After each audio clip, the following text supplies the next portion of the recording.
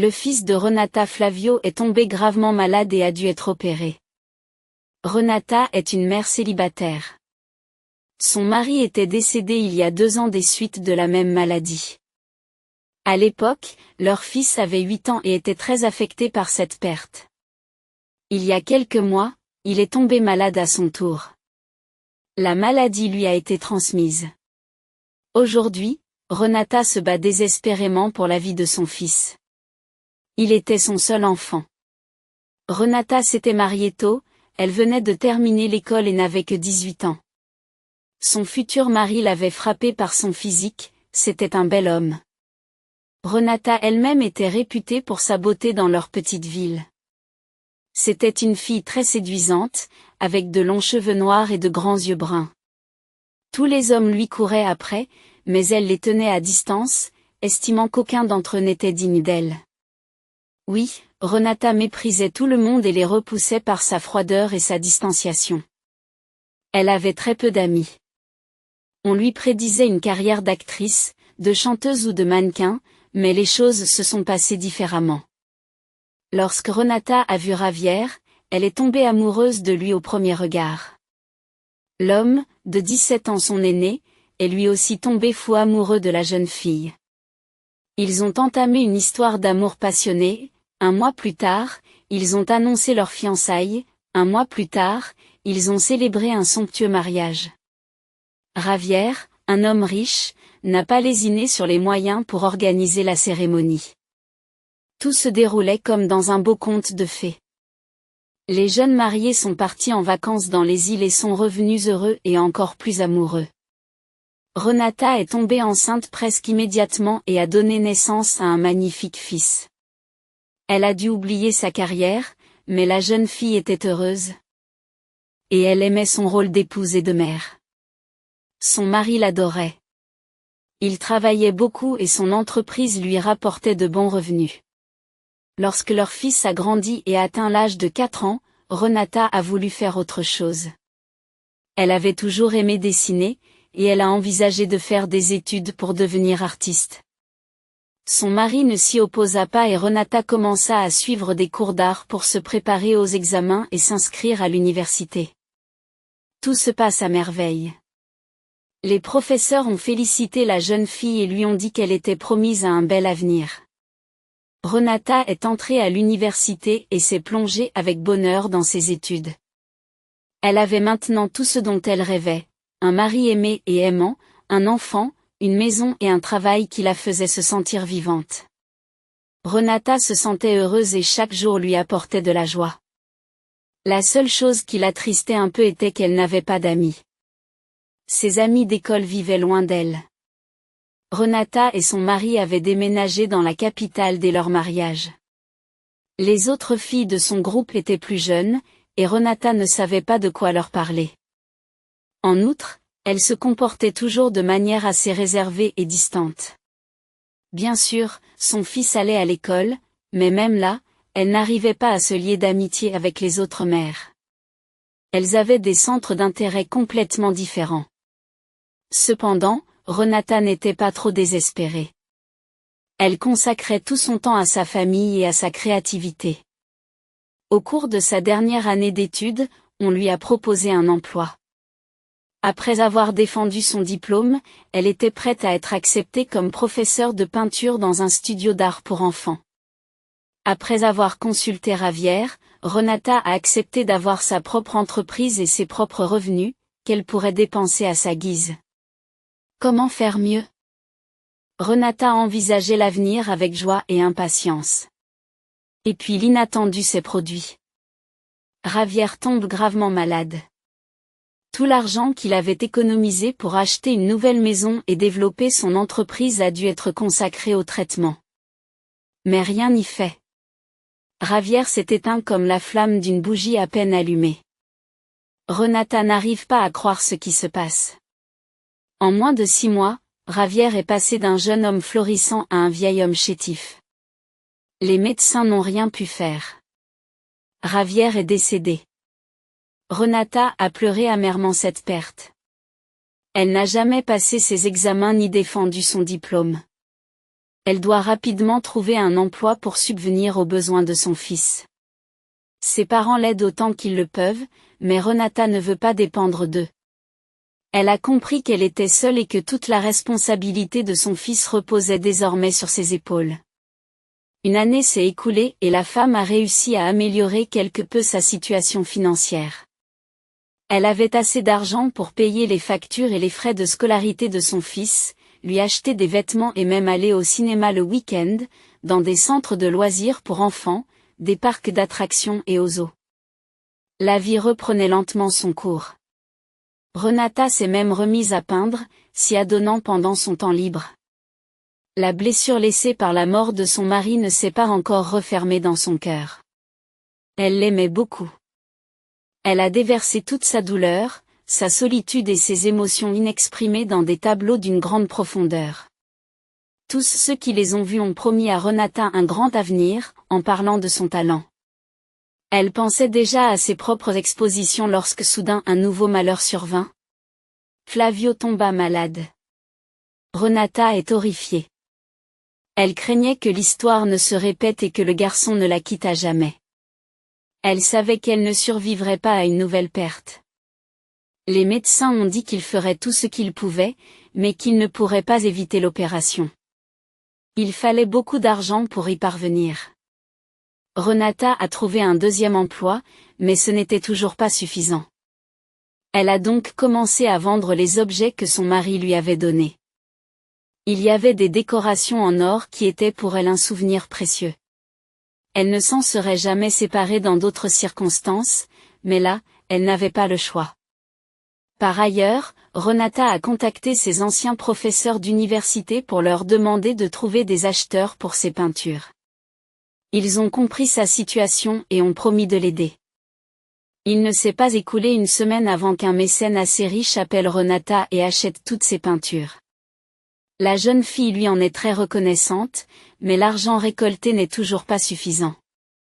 Renata est au bord du désespoir et met sa maison en vente. Chaque jour, elle rendait visite à Flavio. L'hôpital où il se trouvait n'était qu'à quelques rues de son lieu de travail.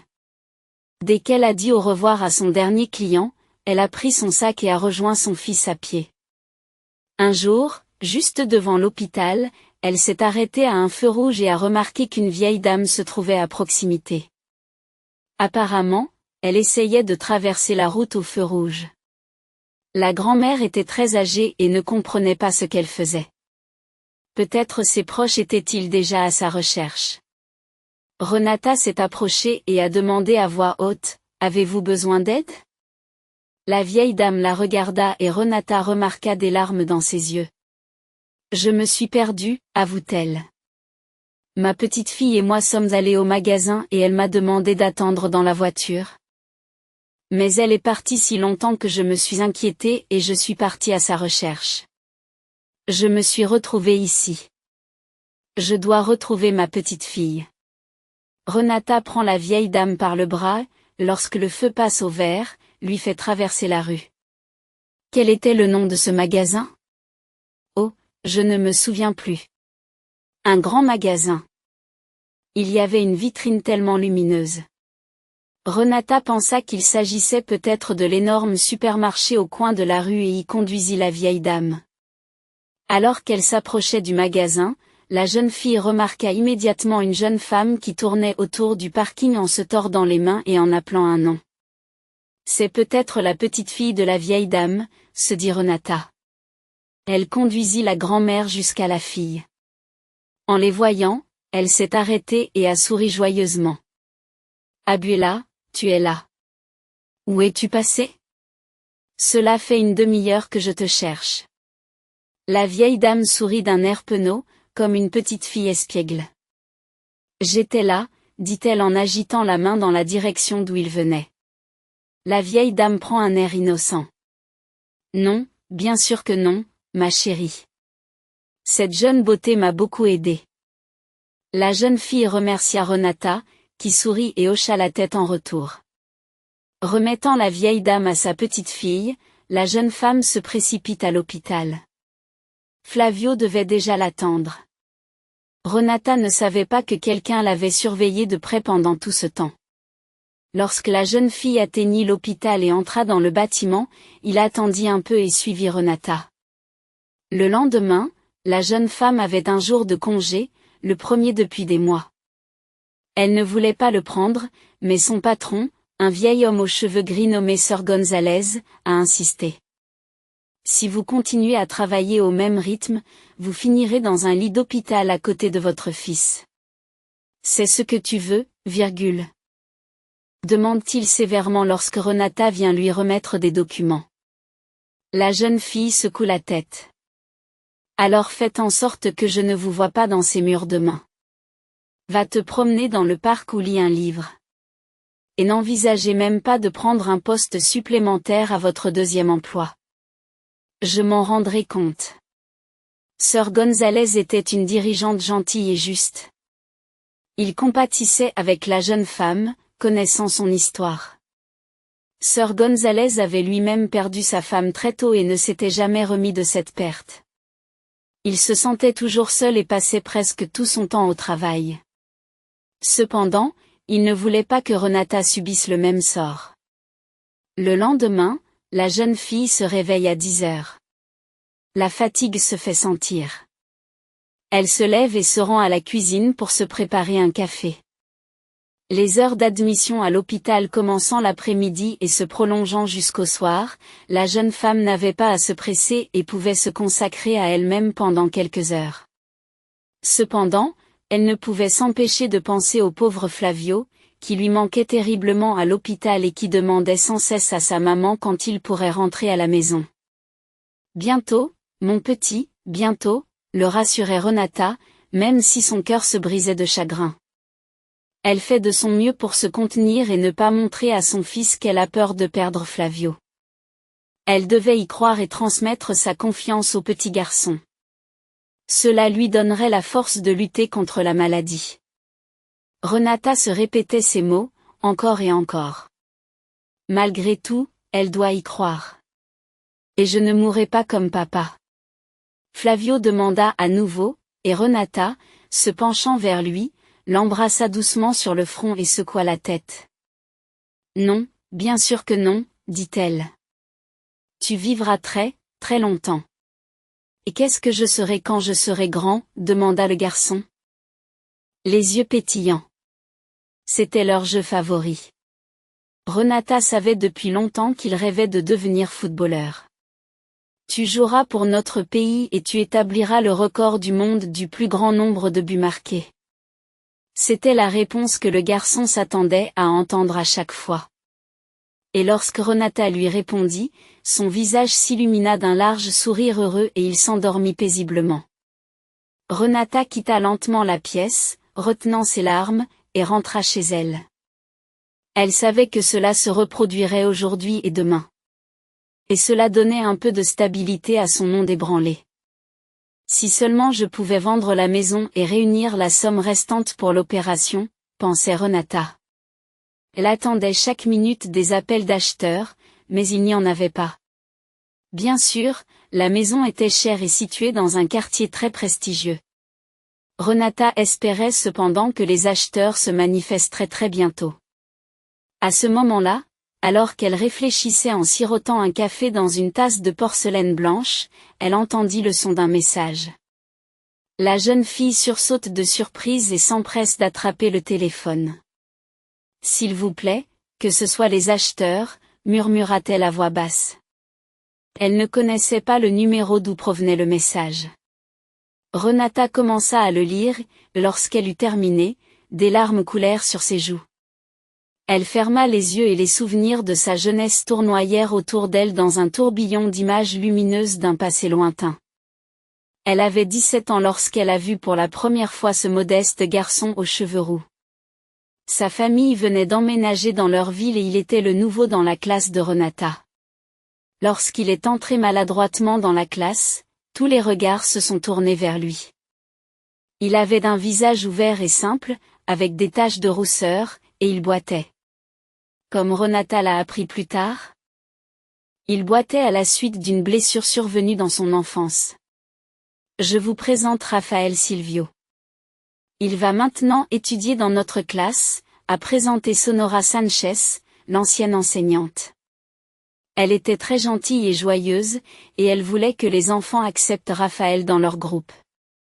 Assieds-toi au 3e rang près de la fenêtre, Raphaël, dit la maîtresse. Il y a un siège vide à côté de Renata.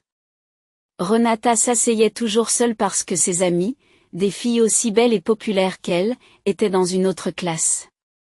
Elle n'avait pas d'amis parmi ses camarades de classe, et Renata ne permettait à personne de s'asseoir avec elle. Après avoir entendu les propos de Sonora Sanchez, la jeune fille lève le menton et dit gracieusement, « Non, il ne s'assiera pas ici. » La jeune fille pensait que Sonora Sanchez ne réagirait pas et ferait simplement asseoir le garçon ailleurs, mais l'enseignante s'est mise en colère de manière inattendue, ce qui ne lui ressemble pas. « Si j'ai dit que Raphaël allait s'asseoir ici, alors il le fera, » dit fermement la professeure. Renata s'enflamme et se tourne vers la fenêtre. Raphaël, rouge comme une tomate, descendit l'allée et s'assit lourdement sur la chaise à côté d'elle, lui heurtant accidentellement le coude. « Tu pourrais faire plus attention ?» siffla Renata en s'éloignant le plus possible du garçon. « Désolé, » répondit-il, et à sa grande surprise, elle remarqua qu'il avait une voix basse très agréable. Il commença à sortir de son sac à dos des manuels scolaires abîmés, qui lui avaient apparemment été transmis par un frère ou une sœur plus âgés, eux. Il place ensuite un cahier et une trousse avec des stylos et des crayons devant lui et écoute attentivement le professeur. Lorsqu'il s'agit de prendre des notes sur de nouvelles matières, il prend soigneusement le stylo dans sa main gauche et commence à écrire. Renata a jeté un coup d'œil involontaire à son carnet de notes. Raphaël avait une très belle écriture calligraphique. Renata haussa les sourcils de surprise, mais ne dit rien. Lorsque la cloche sonna pour la récréation, elle se leva brusquement, ce qui fit presque sursauter le garçon. Il était pressé de laisser passer la fille et était si maladroit qu'il se heurta plusieurs fois au bureau en partant. Renata se contenta de pincer les lèvres et, la tête haute, quitta la classe. Elle retrouva ses amis et raconta avec force l'humiliation qu'elle avait subie à cause du nouveau venu. « Et lui, qu'est-ce qu'il a ? Est-il au moins mignon ?» demande Clara, l'une des amies de Renata, d'un air indifférent. « C'est une horreur, tout simplement, » dit Renata en ricanant. « Il est roux, il a des taches de rousseur, il est maladroit, pour couronner le tout, il est nul. »« T'as de la chance, hein, mon pote ?» s'esclaffent les filles. « Tu n'es pas jalouse d'elle ? » ?»« Ça, c'est sûr, » répond Renata. À ce moment-là, la cloche a sonné et elle est retournée en classe. Le rouquin était toujours assis à sa place habituelle, penché sur le bureau. Renata remarqua qu'il dessinait quelque chose dans son cahier. Apercevant la jeune fille, il se leva maladroitement et la laissa passer. En passant devant sa place, Renata jeta un coup d'œil rapide au dessin du garçon. Il avait dessiné un loup avec un simple crayon. Renata remarqua que le loup avait l'air réaliste. Elle aimait déjà dessiner à l'époque, mais elle n'avait jamais réussi à obtenir une telle ressemblance. La jeune fille regarda son voisin roux avec une nouvelle perspective, mais ne dit rien. Sa position royale, à laquelle elle et les autres enfants étaient habitués, ne lui permettait pas de montrer des sentiments amicaux envers quelqu'un comme Raphaël. Mais ce dernier n'en savait rien. La jeune fille lui avait plu dès le premier regard. En mathématiques, une matière qu'il n'a jamais aimée, Raphaël ouvrit une feuille blanche dans son cahier, en jetant un coup d'œil de côté, il observa attentivement le profil de Renata. Il dessina ses traits sur la feuille, un nez légèrement pointu, de grands yeux, de longs cils, un menton net, de beaux sourcils arqués et de longs cheveux noirs. Le portrait s'avéra plus que semblable à l'original et Raphaël, satisfait, le signa en bas. Il arracha ensuite la feuille du carnet et la plaça devant Renata. Celle-ci regarda le dessin avec surprise. Elle s'y reconnut immédiatement et le portrait la flatta beaucoup. Cependant, la jeune fille resta à nouveau silencieuse. Raphaël écrivit sur une feuille propre. Cela te plaît-il? Renata répondit, suis-je si laide? Tu dessines plus mal qu'un enfant de 5 ans. Elle se rendit compte que Raphaël était contrarié après avoir lu ces mots. Pourtant, elle ne ressentait pas la moindre culpabilité. C'est comme ça qu'il faut traiter les gens comme lui. Qu'il sache où il est, pensa Renata. Elle avait l'habitude de traiter les hommes de la sorte. Mais Raphaël n'abandonnait pas. Le lendemain, il apporta à l'école un bouquet de marguerites accompagné d'un mot qu'il déposa sur le bureau de Renata. Elle lit les mots, magnifiquement écrits, la beauté de ces fleurs n'est pas comparable à la tienne. Les camarades de classe chuchotèrent et montrèrent Renata et Raphaël du doigt. Rougissant d'embarras, Renata jeta le bouquet par la fenêtre ouverte et regarda Raphaël d'un air de défi. Celui-ci sourit tristement mais reste silencieux. Ils passèrent encore toute la journée assis l'un à côté de l'autre sans dire un mot. Le lendemain, la même chose se répète, ils sont de nouveau assis dans un silence total. Pendant le cours de littérature, le stylo de Renata s'est soudainement arrêté de fonctionner et Raphaël l'a remarqué. Il lui tendit son stylo. Elle ne voulait pas le prendre. Mais elle n'avait pas le choix. Ses notes dans cette matière n'étaient pas très bonnes et Renata ne voulait pas aggraver la situation en ne passant pas l'examen. Après les cours, Raphaël attend Renata à l'entrée de l'école. Renata est sortie avec ses amis et a fait semblant de ne pas le connaître. Raphaël, en boitant, leur bloque le passage. « Je peux te raccompagner » demanda-t-il brièvement, en ne regardant que Renata. Celle-ci croisa les bras et secoua la tête. « Pas question. Tu es aveugle? Je rentre avec mes amis, répondit-elle d'un air de défi. Raphaël acquiesça et s'éloigna en boitant. Il observa longuement les filles qui gloussaient. Il est tellement étrange, dit Clara et Renata acquiesça. Il est amoureux de toi, demanda Pilar, la fille à la longue frange. Sans aucun doute.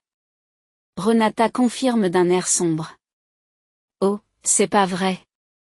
Tu ne pouvais pas trouver une meilleure nuit en armure étincelante, s'exclamèrent les amis et Renata gémit en réponse. Arrêtez de vous moquer de moi. Vous devriez avoir pitié de moi. Je dois m'asseoir avec lui au même bureau. En disant cela, elle se souvint des merveilleux dessins de Raphaël et se sentit un peu honteuse de ses mots durs, mais elle écarta rapidement cette pensée. Personne n'ose approcher Renata Martinez. Déclara-t-elle fièrement à haute voix, surtout quelqu'un comme lui. Et puis, il s'est passé quelque chose. C'était dimanche et Renata s'est rendue au parc pour y retrouver ses amis. La journée chaude et sans vent approchait du coucher du soleil. La jeune fille étendit une couverture et s'allongea dessus, sirotant paresseusement une limonade à l'aide de paille colorée. Soudain, Renata remarqua Raphaël. Il boitait et se promenait dans le parc. Il tenait dans ses mains un carnet de croquis et une trousse contenant des crayons. Le garçon s'est assis sur un banc près de la fontaine et a commencé à dessiner. Les amis de Renata ont également remarqué un rouquin et se sont mis à rire. Renata leur a demandé d'arrêter, mais ils ne se sont pas calmés. Renata s'est alors levée et est partie en disant en chemin qu'elle n'était plus ses amis. Ils se sont tus, surpris par sa réaction. Renata ne voulait pas rentrer chez elle. Elle s'enfonça dans le parc, où se trouvait un vieux cinéma, et acheta un billet pour la séance du soir. Le film était très romantique et à la fin, lorsque le personnage principal est mort, laissant sa jeune femme le pleurer, Renata a pleuré. Au fond, elle était très sentimentale.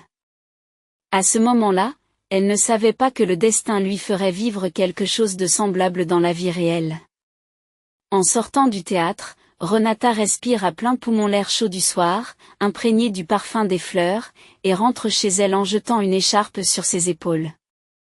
Elle ne savait pas que Raphaël était aussi au cinéma et qu'il la suivait maintenant. La jeune fille n'était jamais rentrée seule aussi tard, elle était toujours avec ses amis. Elle se sentait très mal à l'aise, décidant de prendre un raccourci, elle s'engagea dans une rue inconnue et mal éclairée. Les pas de Renata résonnaient fort dans le silence. Dans leur ville, les gens se couchaient tôt. Elle entendait son cœur battre fort. Soudain, un énorme chien noir surgit des buissons, grognant vers la jeune fille, montra ses dents acérées. Renata s'arrêta, effrayée. Le chien aboya bruyamment. La jeune fille sentit la peur collante s'emparer de tout son être. Depuis son enfance, elle avait terriblement peur des chiens. Le chien s'élança à ses pieds quand soudain quelque chose le frappa à la tête. Renata fut surprise de voir qu'il s'agissait de son étui à crayon familier. Elle se retourna en boitant, Raphaël se précipitait vers elle. Ses yeux brillaient fébrilement dans l'obscurité. Le chien grogna de nouveau. Il semblait que le coup de la trousse l'avait mis en colère. Raphaël protégea Renata. « Vite, rentre à la maison !» cria-t-il sans se retourner. Renata courut. Le chien aboya bruyamment. La jeune fille ne se retourna pas jusqu'à ce qu'elle se retrouve dans une rue bien éclairée. Elle expira et ralentit son allure. Raphaël l'avait sauvée. Peut-être ne devrait-elle pas le laisser seul? Peut-être devrait-elle appeler à l'aide? Renata regarda autour d'elle, mais il n'y avait personne. Tout le monde était déjà rentré chez soi. La jeune fille n'avait d'autre choix que de rentrer chez elle. Le lendemain, Raphaël arrive à l'école avec le bras gauche bandé. « Qu'est-ce qui t'est arrivé, mon chéri ?» s'exclame Sonora Sanchez en levant les mains. « Juste un petit incident désagréable », répond Raphaël en boitant jusqu'à sa place. Maintenant, il n'est plus seulement boiteux. Quelqu'un gloussa. Renata se retint de justesse de se retourner. Elle ne pouvait pas perdre la face en classe. Sa réputation devait rester intacte. Et la jeune fille resta silencieuse. Raphaël s'assit à côté d'elle et lui jeta un coup d'œil sous sa frange rousse. Renata fit semblant de ne pas le remarquer. La leçon habituelle commença. « Tu ne veux même pas me remercier ?» Raphaël écrivit sur une feuille de papier. Renata se mordit la lèvre. « Merci, » répondit-elle. Raphaël sourit. Ils n'ont plus échangé de notes. Après les cours, il l'attend de nouveau à l'entrée. Cette fois, Renata est venue seule. Elle est toujours fâchée avec son amie. Suivant la jeune fille de l'école, les camarades de classe sortirent. Ils regardent avec curiosité Raphaël s'approcher de Renata en boitant. « Tu veux que je te raccompagne ? Et si tu rencontrais encore ce méchant chien en chemin ?» Renata ne voulait pas blesser Raphaël, surtout après ce qu'il avait fait pour elle. Mais à ce moment-là, elle entendit un sourire dans son dos. « Écoute, c'est son fidèle chevalier, » a dit quelqu'un des camarades de classe. « Si je montre de la faiblesse, c'est fini pour moi, » pensa Renata. Elle leva la tête et répondit froidement, « Désolée, mais je ne suivrai pas le même chemin que les handicapés. » Sur ce, elle passa fièrement devant lui, sans même accorder un regard à Raphaël. Il resta sur place, blessé et triste, sur son visage déconcerté. Ils ne se sont plus jamais revus. Raphaël n'est pas venu à l'école le lendemain, ni le surlendemain, ni le jour d'après. Plus tard, Renata apprit qu'il avait changé d'école, mais elle ne voulait pas penser que c'était à cause d'elle. La jeune fille s'est longtemps souvenue du gentil garçon roux et a espéré que sa main, avec laquelle il faisait ses dessins magiques, avait guéri. Puis elle a rencontré Ravière et a complètement oublié Raphaël et tout ce qui lui était associé. Et voilà que 10 ans plus tard, Renata reçoit un message de lui. Pendant tout ce temps, je pensais que Renata Martinez n'avait pas de cœur. Et hier seulement, en voyant comment tu as aidé la vieille dame, je me suis rendu compte que ce n'était pas vrai, écrit-il en se faisant passer pour Raphaël Silvio, que tu as un jour traité d'handicapé infirme. Renata eut honte de se remémorer cet épisode de sa jeunesse. Mais c'était à cause de la peur qui la hantait depuis l'enfance. Renata soupira et tapa sa réponse. Je suis désolée, Raphaël, c'était très cruel de ma part. Je le regrette vraiment. La réponse vint presque instantanément. Si tu veux te faire pardonner, nous pourrions nous voir ce soir. Je sais que ton fils est malade et j'aimerais t'aider. En lisant cela, Renata a été stupéfaite. Comment a-t-il su? Elle s'empresse de répondre. Bien sûr. J'apprécierais toute aide. L'écran affiche presque immédiatement un nouveau message. Alors retrouvons-nous à 18h30 au Central Park. Renata calcula l'heure et la distance et répondit par un oui. Elle prit ensuite une douche, s'habilla et se rendit à l'hôpital. En marchant dans la rue, Renata fut surprise de constater que quelque chose avait changé en elle. Avec la réapparition du rouquin Raphaël dans sa vie, l'espoir s'est mis à flotter dans le cœur de la jeune fille. Flavio l'attendait avec impatience. Elle lui apporta sa marmelade préférée, des fruits, un milkshake et des marshmallows. Le garçon se jeta sur les friandises avec impatience. La bouche pleine, il interrogea sa mère sur ce qui se passait derrière les murs de l'hôpital, puis reporta son attention sur l'avenir. C'est la seule chose qui lui apporte de la joie. Flavio rêvait d'un avenir où il serait à nouveau en bonne santé. En regardant son fils, Renata retenait difficilement ses larmes, mais elle savait qu'elle ne pouvait pas pleurer devant lui. Elle ne pouvait pas ébranler sa foi. Elle devait être forte. La jeune femme resta longtemps assise avec son fils, et lorsqu'elle quitta l'hôpital, il lui restait très peu de temps pour atteindre le parc où elle devait retrouver Raphaël. Cela faisait longtemps qu'elle ne s'était pas promenée tranquillement dans la ville. Elle se rendait soit au travail, soit à l'hôpital pour voir son fils. Aujourd'hui, pour la première fois depuis longtemps, Renata se retrouvait seule. Elle redressa les épaules, respira profondément et fut surprise de constater qu'elle avait presque oublié ce qu'elle ressentait. Cet état d'esprit détendu et serein n'avait été qu'un rêve pour elle jusqu'à présent. Renata appréciait ces moments. D'une certaine manière, elle parvenait à oublier momentanément ses problèmes. Peut-être était-ce grâce à Raphaël. Après tout, il était un souvenir de sa jeunesse insouciante. Renata marcha tranquillement jusqu'au parc, saluant le sens des fleurs et pensant à la jeune fille qu'elle était autrefois. Enfin, elle atteignit l'entrée centrale où des lanternes dorées étaient déjà allumées. Renata sourit. Le parc lui semblait si accueillant. Elle entra et se dirigea lentement vers la fontaine en empruntant une large allée carrelée et colorée. Elle avait encore beaucoup de temps devant elle, aussi fut-elle très surprise d'apercevoir une silhouette solitaire près de la fontaine. Elle reconnut immédiatement Raphaël à ses cheveux d'un rouge éclatant. Il remarqua également la jeune fille, se levant du banc, se dirigea vers elle. Il boitait encore, mais Renata ne voulait pas s'en rendre compte maintenant. Elle fixa intensément son visage. Qu'était-il devenu? Était-il toujours aussi gentil qu'avant? Bonjour, Renata, murmura-t-il en s'approchant. La jeune fille reconnut immédiatement sa voix grave et agréable. Bonjour, Raphaël, répondit-elle avec un sourire un peu gêné. L'homme lui rendit son sourire.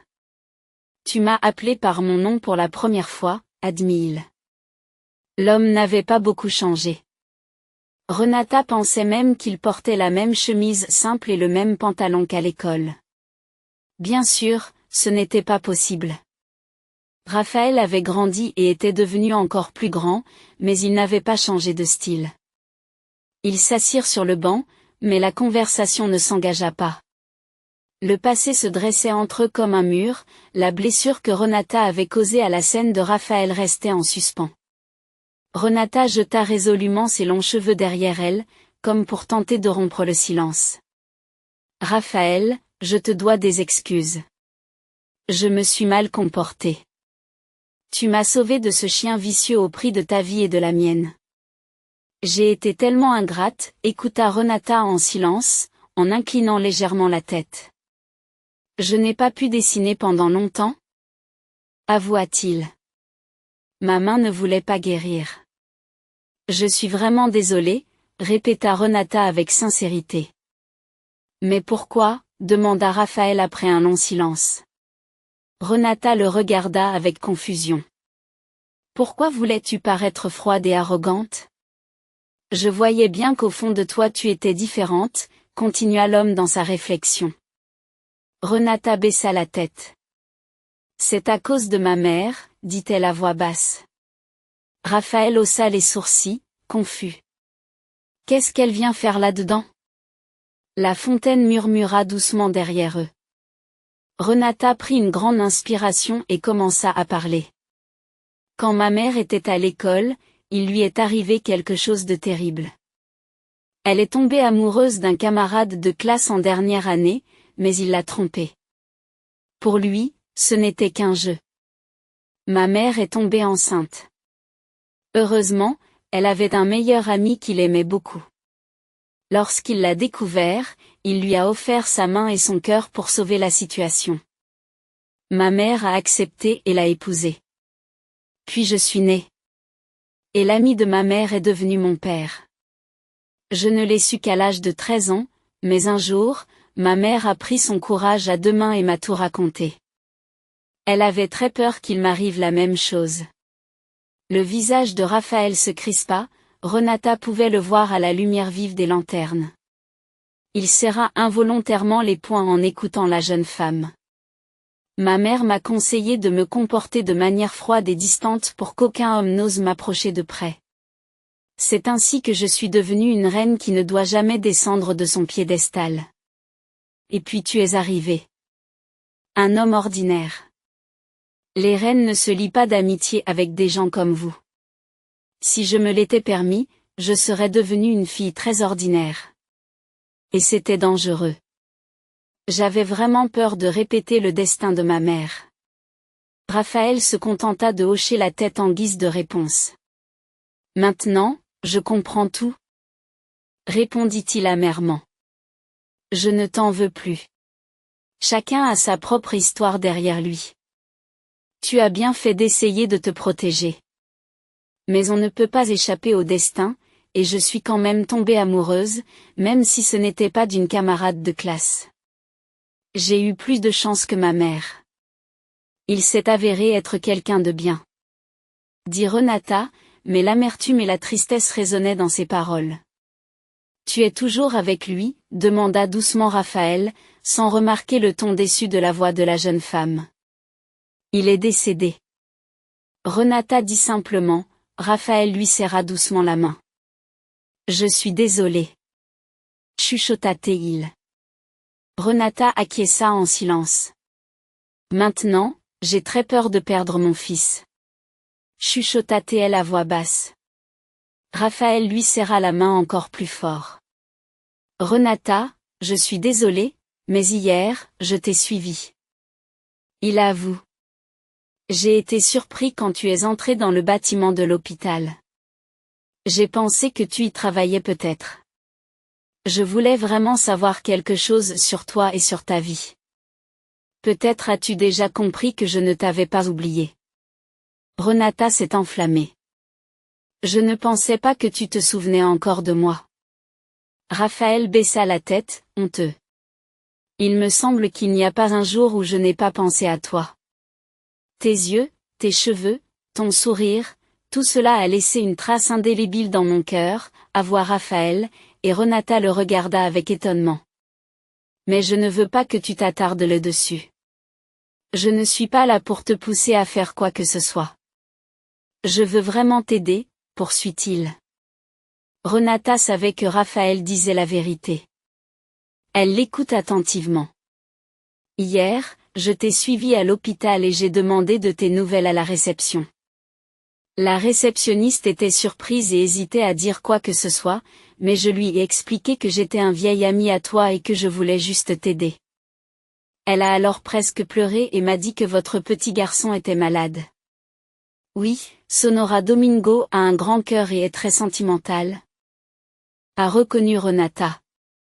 Après une pause, elle a ajouté, mais comment pouvez-vous nous aider? Si vous avez besoin d'argent pour l'opération, je peux vous en procurer. Mon ami est un riche homme d'affaires. Ce n'est rien pour lui, dit Raphaël. Renata n'en croit pas ses oreilles.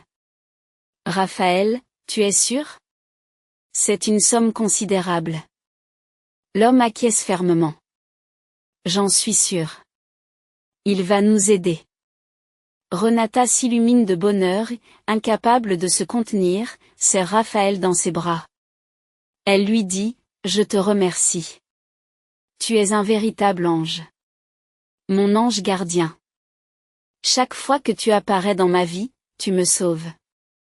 Raphaël était gêné et ne savait pas quoi dire. Écoute, Renata, tu dois avoir faim. Je suppose que tu es venue directement de l'hôpital. Allons quelque part, prenons un café et un encas. C'est moi qui régale. Renata regarde Raphaël, pleine de gratitude. Merci pour vos soins, mais je me sens très mal à l'aise. Tu fais tellement pour moi. Mais Raphaël s'est contenté de l'ignorer. Ce n'est rien. Il se lève du banc et tend la main à Renata. Elle la prit et il l'aida à se relever. Puis il la lâcha immédiatement, même si son attitude montrait qu'il n'en avait pas envie. Renata, elle, ne pouvait penser à rien d'autre qu'à son fils et à l'opération à venir. Elle avait réussi. Elle avait une chance inouïe. Flavio devait être très heureux. Le médecin a dit que si l'opération était faite rapidement, il se rétablirait très vite et reprendrait une vie normale. Renata traversa le parc aux côtés de Raphaël, se sentant pousser des ailes derrière elle. Ils passèrent une soirée paisible et confortable dans un café tranquille près du parc. Raphaël offrit à Renata un cappuccino et des croissants au fromage frais et aux myrtilles. Pour la première fois depuis longtemps, Renata mangea de bon appétit. Soudain, elle se rendit compte qu'elle ne savait rien de sa vie. Raphaël. Je suis désolée. Je suis tellement égoïste. Je ne t'ai même pas demandé comment tu vivais et ce que tu faisais. Raphaël baisse modestement le regard. Je ne suis qu'un artiste ordinaire, dit-il.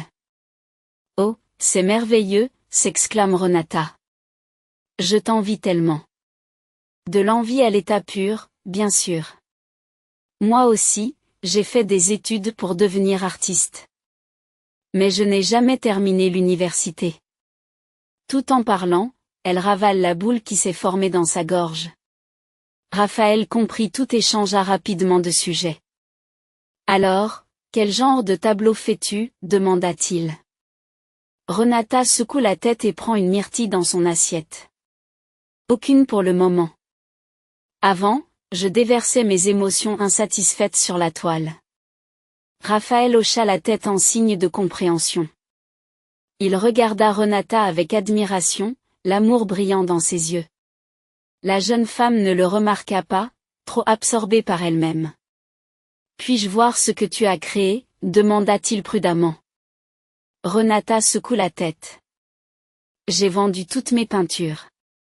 J'ai eu de la chance que quelqu'un veuille bien les acheter. Raphaël soupire. Qui était-ce? Un riche mécène. Sonore Silvio Torres. J'ai toujours sa carte. Renata fouilla dans son sac et tendit à Raphaël une carte de visite dorée. Prends-la, Raphaël. Peut-être que tes tableaux t'intéresseront aussi. Tu es un artiste merveilleux. Je n'ai toujours pas oublié le loup que tu as dessiné dans ton carnet. Raphaël sourit et rangea la carte dans sa poche. Renata était heureuse de pouvoir faire quelque chose pour lui aussi. Ils restèrent encore un moment au café, puis Raphaël la raccompagna chez elle. Renata craignait qu'il ne soit fatigué, mais il secoua la tête. Ma boiterie ne m'empêche pas de vivre pleinement. Je fais des randonnées et je ne me prive de rien, a-t-il admis. Renata sourit. Ils sont déjà devant sa porte. La jeune femme le remercie pour cette belle soirée et pour son aide. Mon ami vous enverra un chèque demain? Dit Raphaël avec sérieux. Je sais que l'opération ne peut pas attendre. Donne-moi juste l'adresse. Renata acquiesça, remercia encore une fois son vieil ami et nota l'adresse de son bureau sur un bout de papier arraché à son carnet. Raphaël lui dit au revoir en la serrant dans ses bras et descendit la rue. Renata rentra chez elle, prit une douche chaude, se brossa les dents, enfila son pyjama et se mit au lit. Pour la première fois depuis longtemps, elle s'endormit instantanément d'un sommeil calme et serein. Elle rêva qu'elle, Raphaël et Flavio roulaient le long de la mer dans une grande voiture confortable. Je n'ai jamais voyagé aussi loin, avoua Flavio en riant joyeusement. Raphaël quitta momentanément la route des yeux pour lui sourire dans le rétroviseur. Renata a senti un sourire heureux sur son propre visage. C'est avec ce sourire qu'elle se réveilla 5 minutes avant l'heure du réveil. Renata se prépara rapidement et se rendit au bureau. Lorsqu'elle est entrée, la réceptionniste lui a dit qu'il y avait une enveloppe pour elle. Le cœur de Renata battait la chamade. Sitôt, Raphaël lui semblait être un véritable magicien. Elle prit l'enveloppe et soupira qu'il s'agissait d'un chèque de la somme nécessaire. Tout excitée, la femme se précipite dans le bureau de Monsieur Gonzalez pour demander un bref congé. Après avoir pris connaissance de la raison, le patron a autorisé Renata à prendre un autre jour de congé. La jeune femme s'est alors rendue à l'hôpital en courant. Les médecins sont agréablement surpris qu'elle ait réussi à réunir la somme nécessaire aussi rapidement. Renata a rencontré Flavio et lui a annoncé avec joie la merveilleuse nouvelle. « Alors, je serai opéré demain ?» se réjouit-il. Puis le garçon s'est arrêté un instant et a ajouté avec anxiété, « Ça ne fera pas mal, n'est-ce pas? Ne t'inquiète pas, chérie. Pendant l'opération, tu seras endormie et tu ne sentiras rien. » Renata resta longtemps assise avec son fils. Puis on lui demanda de partir. Le garçon devait être préparé pour l'opération. Renata était très anxieuse pour le reste de la journée. Raphaël lui a envoyé un message. « As-tu reçu le chèque? Tout va bien? » Et la jeune femme répond, « Oui, encore merci. L'opération est prévue pour demain. » Raphaël lui répond que tout ira bien. Le lendemain, Renata n'a pas été autorisée à voir son fils avant l'opération. Le soir, elle reçoit un appel du médecin. Il lui a dit que Flavio allait bien. L'opération s'était déroulée avec succès et le garçon l'avait très bien supporté. « Vous pourrez le voir demain matin », a déclaré le médecin. Il restera en observation pendant encore une semaine, puis nous le renverrons probablement chez lui. « Merci beaucoup, docteur. Ce sont des nouvelles merveilleuses. » Renata a répondu. Elle se sentait très légère et heureuse dans son cœur. Elle a envoyé un SMS à Raphaël pour lui annoncer la bonne nouvelle. Il était très heureux pour elle et lui a demandé si elle était libre le soir. « Oui, » écrit Renata. « Je voudrais te montrer quelque chose, » dit-elle en lisant le message de Raphaël. « D'accord, » dit Renata. « Je passe te prendre à 7 heures si tu veux bien, » écrit Raphaël. « Super, j'ai fini mon travail à cette heure-là. Je t'attendrai à l'entrée du bureau, » répond la jeune femme. Quand il fut presque 7 heures, Renata empila soigneusement ses papiers, se leva de son bureau et se dirigea vers le miroir. Elle ne savait pas où Raphaël allait l'emmener. C'était un rendez-vous galant? Renata se regarda. Elle portait un chemisier de bureau bleu tendre et une jupe noire stricte. Elle sortit de son sac à main un rouge à lèvres qu'elle appliqua sur ses lèvres, puis coiffa ses longs cheveux. Elle est prête. En quittant le bureau, elle remarqua immédiatement Raphaël. Il l'attendait près du parking. Il portait un pantalon ordinaire et une chemise claire à fines rayures. Renata poussa un soupir de soulagement. Il n'allait certainement pas l'emmener dans un restaurant chic. Elle se sentait légère et heureuse à l'intérieur. En s'approchant, Raphaël l'embrassa sur la joue, lui prenant la main, la conduisit jusqu'à la voiture. Renata regarda avec étonnement Raphaël ouvrir la portière d'une voiture noire de luxe devant elle. « C'est vraiment sa voiture ?» se demanda-t-elle, sans rien dire à voix haute. Raphaël la conduisit dans les rues éclairées de la ville et s'arrêta devant un immeuble de 4 étages. Ils sortirent de la voiture et prirent l'ascenseur jusqu'au dernier étage. Renata n'avait aucune idée de l'endroit où ils étaient arrivés, mais lorsque Raphaël lui ouvrit la porte, elle sentit l'odeur de la peinture. « C'est ton atelier ?» devina-t-elle. Raphaël alluma la lumière et Renata confirma qu'elle avait raison. « Oui, c'est ici que je travaille. » La jeune femme s'exclame, « Comme c'est beau !» Puis elle remarqua quelque chose qui la fit sursauter. Renata n'en croyait pas ses yeux. L'atelier de Raphaël était rempli de ses peintures. « Mais comment est-ce possible ? Où les as-tu eues ? » « Je les ai achetées à ton mécène, » répondit Raphaël en souriant. Renata pensa qu'elle avait mal entendu. « Mais où as-tu trouvé autant d'argent ? » Raphaël la regarda dans les yeux.